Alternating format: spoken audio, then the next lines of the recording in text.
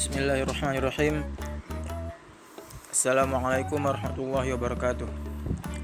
Alhamdulillahilladzi bi ni'matil imani wal islam wa nusolli wa nusallim ala khairil anam sayyidina Muhammadin wa ala alihi wa sahbihi ajma'in. Insyaallah kami kelompok 6 akan mempresentasikan tugas ilmu pendidikan kami, yaitu ada Aliyah Putri Fahira, Ananda Isfa Rahman, Arifani Amril, dan Muhammad Akmal Ramadan Nugraha, yaitu tentang ilmu pendidikan. Tentang pendidikan, yang pertama, mutu pendidikan di Indonesia. Pendidikan adalah proses belajar mengajar terhadap peserta didik agar memiliki kecerdasan dan karakter yang baik untuk diri sendiri maupun untuk bermasyarakat. Sebuah pendidikan biasanya diajarkan oleh seorang guru dan biasanya lokasinya di sekolah. Namun sebenarnya pendidikan tak hanya dapat diberikan di sekolah saja. Pendidikan dapat kita dapatkan di mana saja. Guru merupakan seseorang yang perlu digugu dan ditiru. Artinya, apabila kita menjadi sesosok guru, kita harus bersikap yang pantas agar murid-murid dapat mencontohnya dengan baik. Mulai dari sikap terhadap murid, cara berbicara, sampai cara berpakaian haruslah yang sesuai. Karena guru menjadi sorotan di kelas dan juga memiliki peran penting di sekolah. Jadi guru harus memiliki kompetensi standar yang baik. Pendidikan di Indonesia saat ini mutunya masih sangat tertinggal jika dibandingkan dengan mutu pendidikan di luar negeri. Seperti yang kita ketahui, pendidikan di Indonesia terkesan berantakan. Masih banyak masyarakat di Indonesia yang masih tidak mengerti pentingnya pendidikan, sehingga mayoritas masyarakat di Indonesia menyepelekan pendidikan.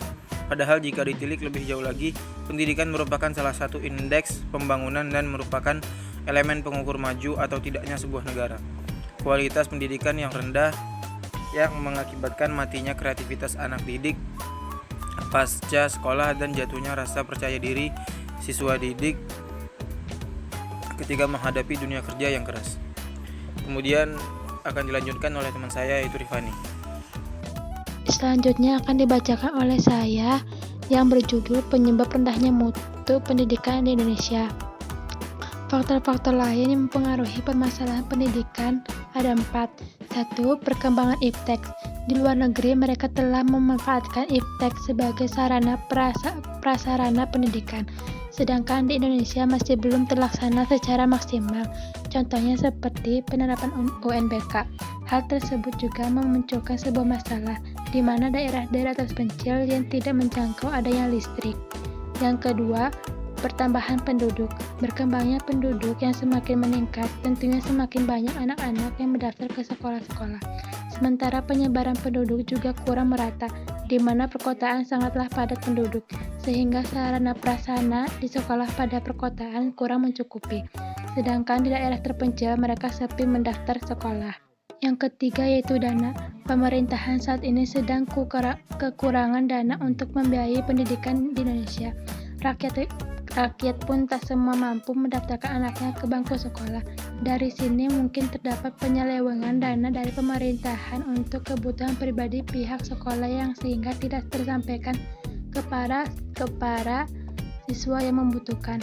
Yang keempat, sistem manajemen.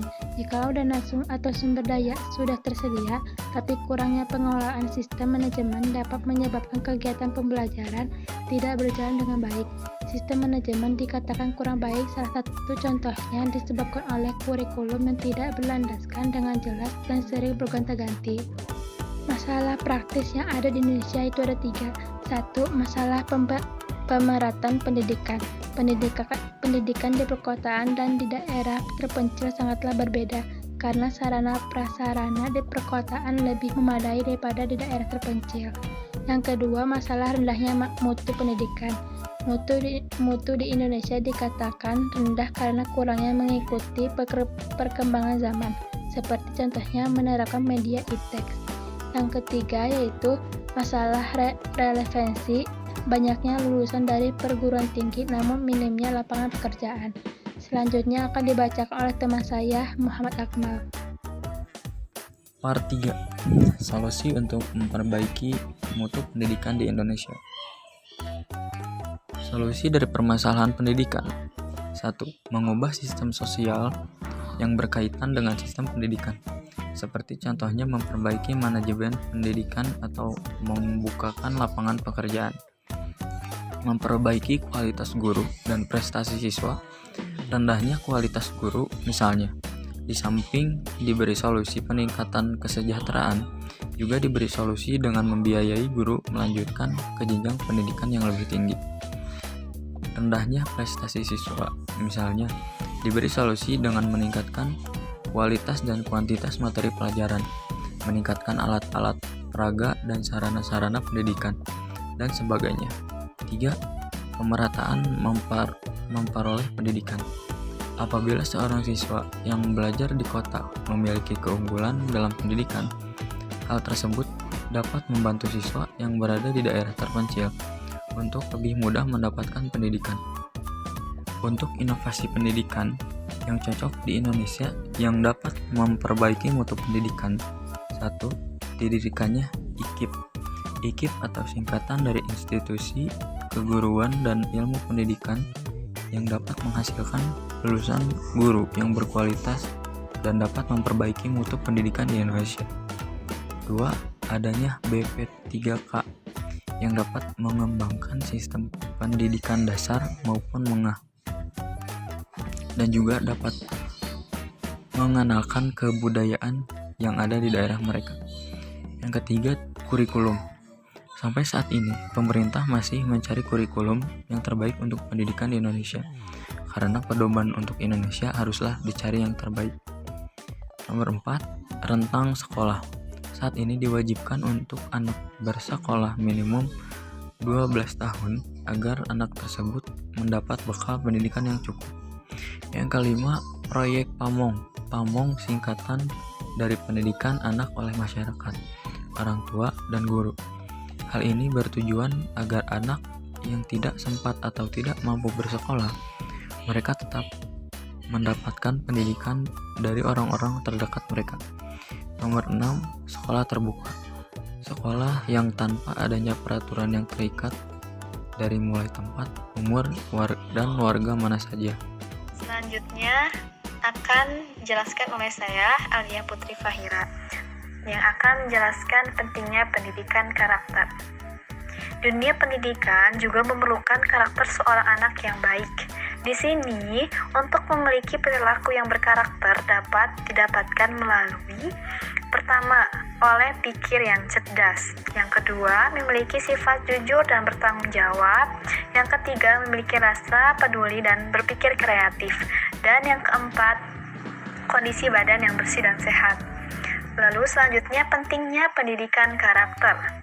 Pendidikan karakter dapat mengembangkan kepribadian seseorang untuk menjadi lebih baik, sehingga penting untuk membangun jati diri sebuah bangsa.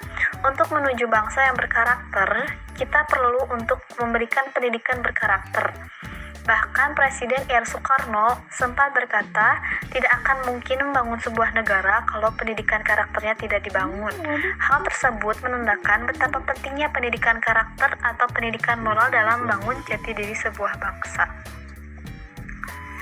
Di sini, saya akan menjelaskan tentang contoh inovasi pendidikan karakter. Yang pertama, diajarkan ilmu agama.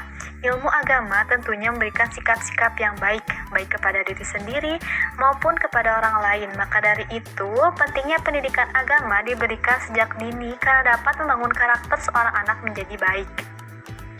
Lalu yang kedua, mencontohkan perilaku yang baik. Apabila kita seorang guru, tentunya kita hampir setiap hari bertemu dengan para siswa. Disitulah kita bisa mencontohkan hal yang baik, agar mereka juga dapat meniru yang baik. Seperti contohnya, menggunakan pakaian yang sopan atau berbicara kepada orang lain dengan bahasa yang sopan. Lalu yang ketiga, adanya literasi. Di saat jam pelajaran langsung apabila kita tidak melulu memberikan materi yang membosankan. Kita dapat menyelinginya dengan bercerita atau literasi yang dapat mencontohkan karakter seseorang yang baik. Karena terkadang para siswa tertarik dengan sebuah cerita, apalagi yang dapat memotivasi mereka. Lalu selanjutnya keempat, bersalaman. Mungkin hal ini sudah banyak dilakukan di berbagai sekolah. yaitu di saat pagi hari atau di awal masuk sekolah. Para guru berbaris di depan gerbang dan para murid bersalaman kepada guru satu persatu. Secara tidak langsung, mereka mengajarkan kepada muridnya untuk terbiasa dengan bersalaman, adanya sopan santun dan hormat kepada orang yang lebih tua. Lalu yang kelima, melihat video yang memiliki karakter baik. Semisal kita mengajar seorang siswa SMA yang tentunya lagi hangat-hangatnya soal pacaran. Mungkin kita dapat menunjukkan video tentang tidak baiknya berpacaran, baik dari segi agama, dari penglihatan orang lain, dan tidak baik untuk diri sendiri. Semisal dapat mengakibatkan kehamilan di luar nikah, timbulnya fitnah, bahkan dosa besar yang akan ditanggung oleh orang tua, dan juga mendapatkan siksaan yang berat untuk diri sendiri di akhirat kelak. Nah, sekian presentasi dari kelompok kami. Mohon maaf apabila ada banyak kesalahan dan terima kasih sudah mau menyimak. Wabillahi taufiq wal hidayah. Wassalamualaikum warahmatullahi wabarakatuh.